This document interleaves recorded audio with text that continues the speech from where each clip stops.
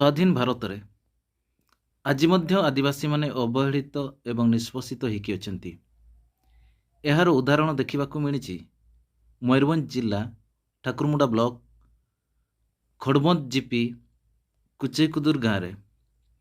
କୁଚେଇକୁଦୁର ଗାଁର ହୁଡ଼ିସାହିଠାରେ ଆଜି ମଧ୍ୟ ଆଦିବାସୀମାନେ ସ୍ୱଚ୍ଛ ପିଇବା ପାଣି ଏବଂ ଭଲ ରାସ୍ତାରୁ ବଞ୍ଚିତ ହୋଇଛନ୍ତି।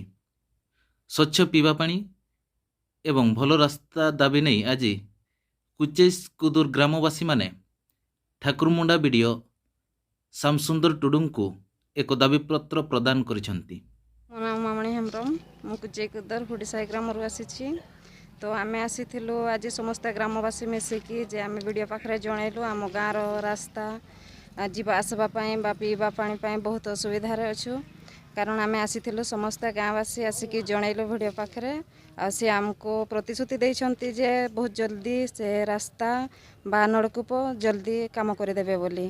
ଆମେ ଭିଡ଼ିଓଙ୍କ ପାଖରେ ପ୍ରାର୍ଥନା କରିଛୁ ଯେ ଆମେ ଭାବୁଛୁ ଗାଁ ଲୋକ ଯେତିକି ହଇରାଣ ହେଉଛନ୍ତି, ଯେମିତି ଆମେ ଏତେ ସିରିଏଲ୍ ହେଇକି ଘଣ୍ଟେ 2 ଘଣ୍ଟା ପରେ ପିଇବା ପାଣି ନେଇ ଆସୁଛୁ, ସେ ଅସୁବିଧା ଆମର ଯେମିତି ଦୂର ହେଇଯାଉ ଆମେ ସେଇଟା ଚାହୁଁଛୁ ଯେ ବହୁତ ଜଲ୍ଦି ଆମର ରାସ୍ତା ବା ନଳକୂପ କାମ ଜଲ୍ଦି ହେଇଯାଉ। ଗ୍ରାମବାସୀମାନଙ୍କ ଠାରୁ ପ୍ରକାଶ ଅତି ଶୀଘ୍ର ଏହି ସମସ୍ୟା ଗୁଡ଼ିକ ଦୂର ନ କରନ୍ତି ତାହେଲେ ଆଗାମୀ ପଞ୍ଚାୟତ ନିର୍ବାଚନକୁ ବର୍ଜନ କରିବେ ବୋଲି ଗ୍ରାମବାସୀମାନେ ପ୍ରକାଶ କରିଛନ୍ତି। ମୋ ନାଁ ନିମାଇ ମାଝୀ, ଗ୍ରାମ କୁଚେଇକୁଦର ହୁଡ଼ିସାହି ଖଡ଼ବନ ଜିପି PS ଠାକୁରମୁଣ୍ଡା ମୟୂରଭଞ୍ଜ। ତ ଆମେ ଆଜି ବ୍ଲକକୁ ଆସିଥିଲୁ, ବିଡ଼ିଓ ସାର୍ଙ୍କୁ ଦେଖା କଲୁ ଆଉ ଗୋଟେ ଅଭିଯୋଗ ଦେଲୁ ଯେ ଆମର ହୁଡ଼ିସାହିରେ କୁଚେଇକୁଦର ହୁଡ଼ିସାହିରେ ଆଦୌ ଦାଣ୍ଡ ନାହିଁ।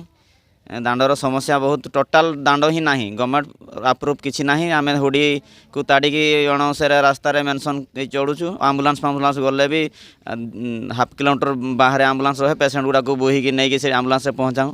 ଆଉ ପାନୀୟ ଜଳର ବହୁତ ସମସ୍ୟା। ଝିଅ ବୋହୂମାନେ ଗୋଟିଏ ମାତ୍ର ଗାଁ ଦାଣ୍ଡରେ ଟ୍ୟୁବୱେଲ୍ ଖୋଳା ହେଇଛି, କିନ୍ତୁ ସେ ବି ସଫିସିଏଣ୍ଟ ପାଣି ଆମକୁ ଯୋଗାଏ ନାହିଁ। ସେମାନେ ଧାଡ଼ି ବାନ୍ଧିକି ଜଣେ ପରେ ଜଣେ ପାଣି ନିଅନ୍ତି।